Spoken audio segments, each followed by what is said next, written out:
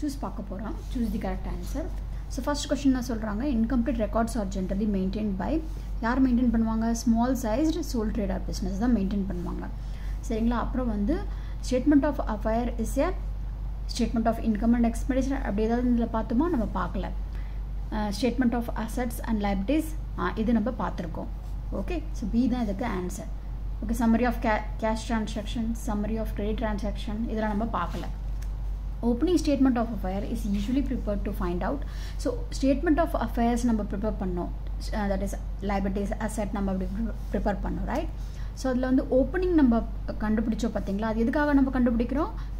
capital in the beginning of the year அதுக்காக நம்ம கண்டுபிடிக்கிறோம். சரிங்களா? next the excess of asset over liabilities. excess of asset over liabilities னா என்னது? so capital என்ன formula? capital equal to asset minus liabilities. so asset என்னவா இருக்கு? ஜாஸ்தியா இருக்கு liabilityயோட.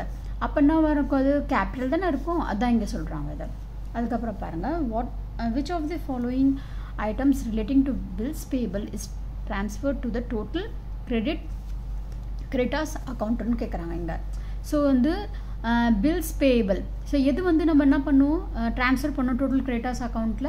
அது வந்து நம்ம bills payable accepted. ஓகே அதுதான் நம்ம during the year நம்ம ட்ரான்ஸ்ஃபர் பண்றோம். நான் ஒரு அந்த கான்செப்ட் எடுத்து பாருங்க. அப்படி புரியலனா இந்த சம் அந்த கான்செப்ட் எடுத்து பாத்தீங்கன்னா இன்னும் கொஞ்சம் clear ஆயிடும் உங்களுக்கு. ஓகேங்களா? அப்புறம் the amount of credit sales can be computed from. so credit sales நம்ம எங்க இருந்து கண்டுபிடிப்போம்? நம்ம total debtors account ல இருந்து நம்ம கண்டுபிடிப்போம் அது. கரெக்ட்டுங்களா? ஓகே நெக்ஸ்ட் பாருங்க. okay which one of the following statement is not true? not true ன்றாங்க in relation to incomplete records. incomplete records க்கு எது வந்து true கிடையாதுன்னு கேக்குறாங்க. it is an unscientific method of recording transaction. incomplete records ல இது வந்து இருக்கு right. records are maintained only for cash and personal account இதுவும் இருக்கு incomplete recordல.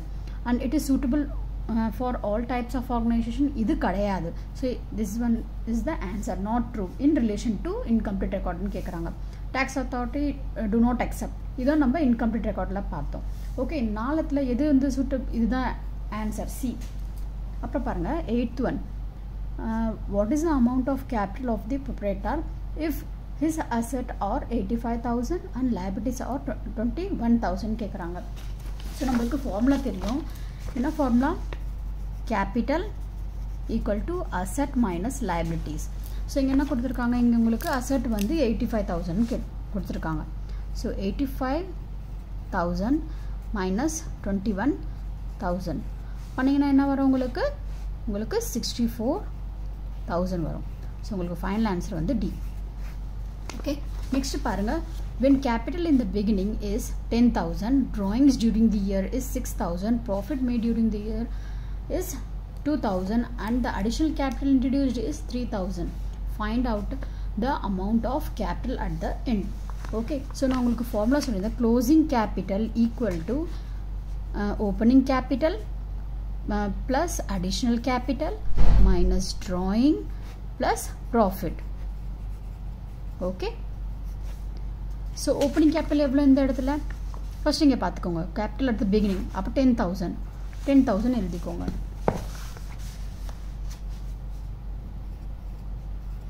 10,000 அதுக்கு அப்புறம் இருக்கு drawing during the year னு கொடுத்திருக்காங்க. அப்ப drawing வந்து minus 6,000 profit கொடுத்திருக்காங்க plus 2,000.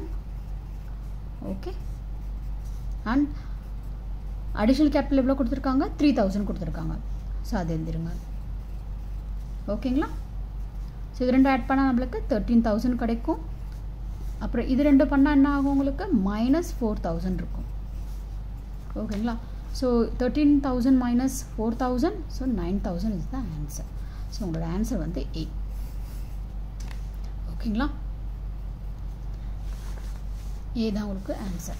Next opening balance of debtors 30,000 cash received 1 lakh credit sale 90,000 closing balance of debtor is என்னதுன்னு கேக்குறாங்க. so எப்படி நீங்க ஃபைண்ட் அவுட் பண்ணுவீங்க? total debtors account ஞாபகம் இருக்கா உங்களுக்கு? total debtors account எப்படி போடுவீங்க இத? particulars ஷார்ட்டா நான் இங்க எழுதிறேன் particulars and rupees. okay so இங்க என்ன கொடுத்திருக்காங்க உங்களுக்கு? இங்கே கொடுத்துருக்காங்க opening balance of debtors 30,000. So opening balance எங்கே கண்டுபிடிப்பீங்க? இங்கே தானே போடுவீங்க.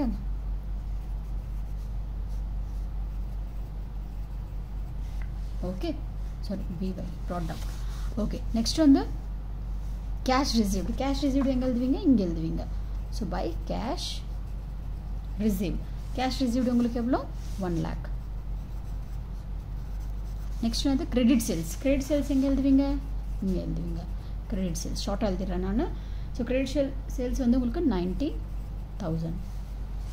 நெக்ஸ்ட் என்ன இருக்குது உங்களுக்கு? ஸோ இதான் உங்களுக்கு கண்டுபிடிக்கணும். க்ளோசிங் பேலன்ஸ் ஆஃப் டெப்டாஸ்ன்னு கண்டுபிடிக்கணும். So by balance carried down. ஓகேங்களா? ஸோ இந்த பக்கம் ஜாஸ்தியாக இருக்குது. எவ்வளோ இருக்குது இந்த பக்கம்? 1,20,000. 1,20,000. So answer is 20,000 is the answer. Okay, so D தான் உங்களுக்கு answer.